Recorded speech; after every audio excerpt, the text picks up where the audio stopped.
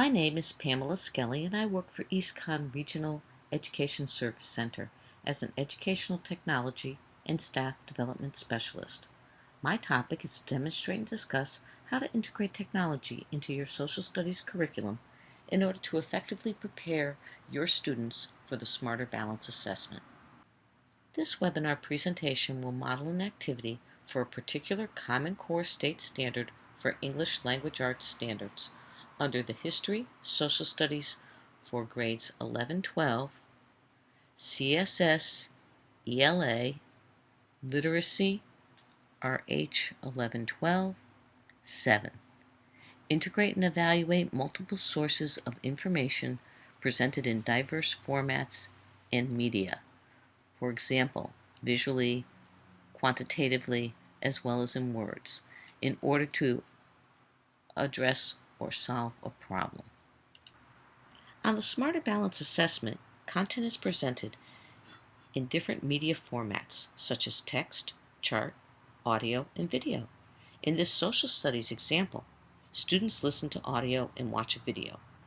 This model is an example that can be generalized to other grade levels and topics. My purpose is to provide resources to help you modify your current curriculum. You don't need to cover more content or teach to the test.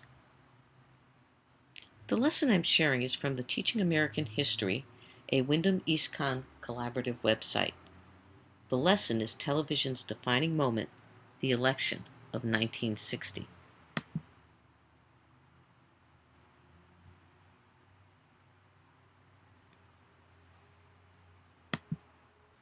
This lesson begins with the students reading the transcript of the debate as they listen to the audio. Then the students are instructed to view the video and reflect on the differences in the debate presentation. In a moment, I'll be demonstrating the video portion of the lesson. I'm not going to take the time to do the audio presentation. Here's an example of the transcript. I'll let you read it at another time. I'm going to just play a little bit of the video, the part from here, and through Richard Nixon's first response. I also want to share that there are questions to focus on that the students are given as they do this lesson.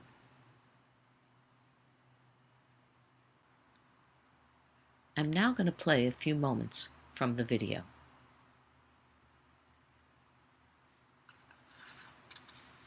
Senator, the Vice President in his campaign has said that you are naive and at times immature. He has raised the question of leadership.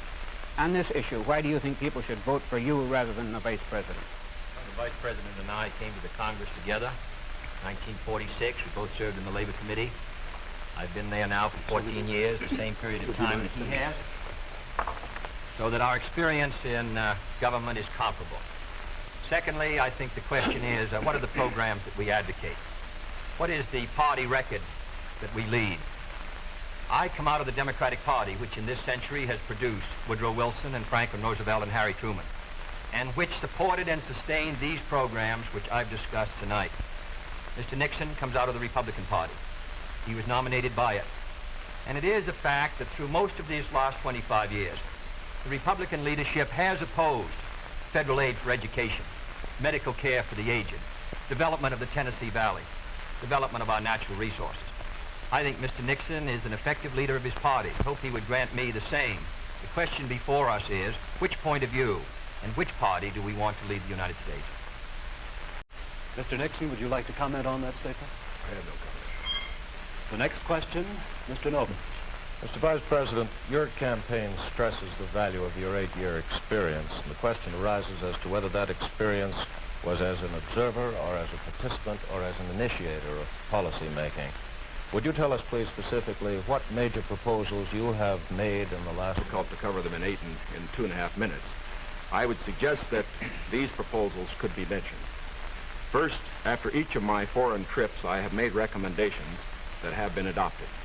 For example, after my first trip abroad, I strongly recommended that we increase our exchange programs, particularly as they related to exchange of persons, of leaders in the labor field and in the information field. After my trip to South America, I made recommendations that a separate inter-American lending agency be set up, which the South American nations would like much better than to participate in the lending agencies which treated all the countries of the world the same.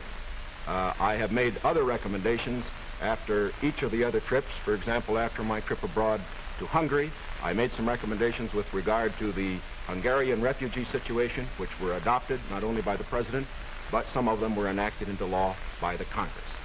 Within the administration, as a chairman of the President's Committee on Price Stability and Economic Growth, I have had the opportunity to make recommendations which have been adopted within the administration and which I think have been reasonably effective. I know Senator Kennedy suggested in his speech at Cleveland yesterday the United States. I also want to mention there are many interactive activities and lessons at other websites. When I'm finished, I'll display a PowerPoint slide with the website addresses of the examples I'm going to show now. The 10 excellent free social studies resources have some of my favorites, such as the PBS Teachers Resources, Excitement, and the Smithsonian Education.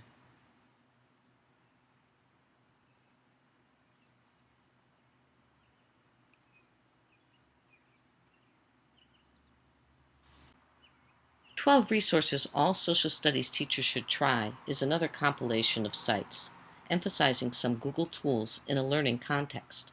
I also thought the X Timeline tool was very fascinating.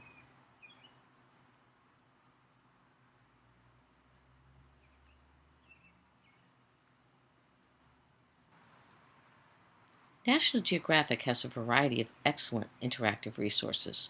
One designed for intermediate students is the Underground Railroad, and it's been around for many years. Since Harriet Tubman is one of my childhood heroes, this has always been a personal favorite. Let me show you how to enter into the journey.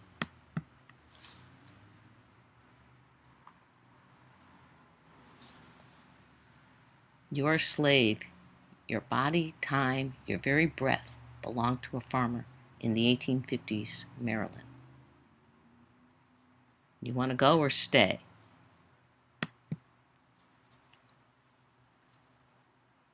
Moses is coming. You've heard stories about her. She is Harriet Tubman, a former slave. Guided by her visions, she has never lost a passenger. Let's follow her. Steal away, steal away, steal away, steal away, oh, steal away, steal away. Ain't got long to stay here. Steal away, steal away, steal away.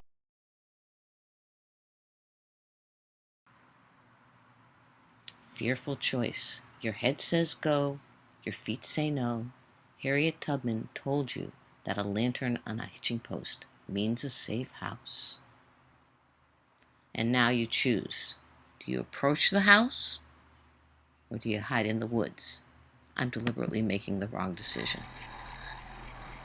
You hear something, you sprint towards the woods, but the terrain is unfamiliar and you find yourself running across someone's fields. Happily, we get to go back and approach the house instead. I'm going to stop here and let you do your own exploring.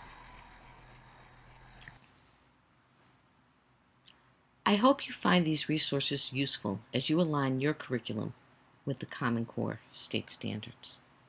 Thank you for your time.